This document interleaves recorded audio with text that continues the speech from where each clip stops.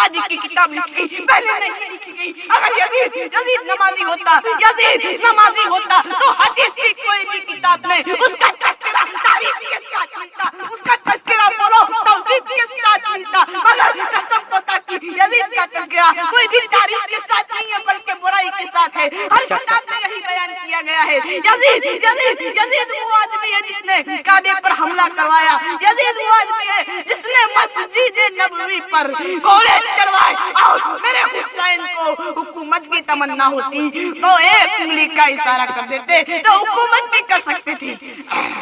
میرے حسین کو دولت کی تمنا ہوتی تو ایک انگلی کا اشارہ کر دیتے۔ سنیے گا،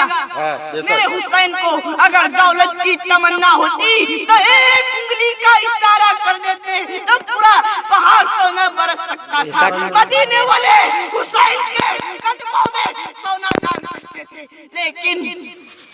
میرے حسین کو دولت کی تمنا نہیں تھی، میرے حسین کو سونے کی تمنا نہیں تھی، میرا حسین کوئی حکومت بنانے کے لیے کربلا نہیں گئے تھے، لیکن میرے حسین تو بس نانا کی شخصیت کو بچانے کے لیے گئے تھے اور آخر بچا لیا۔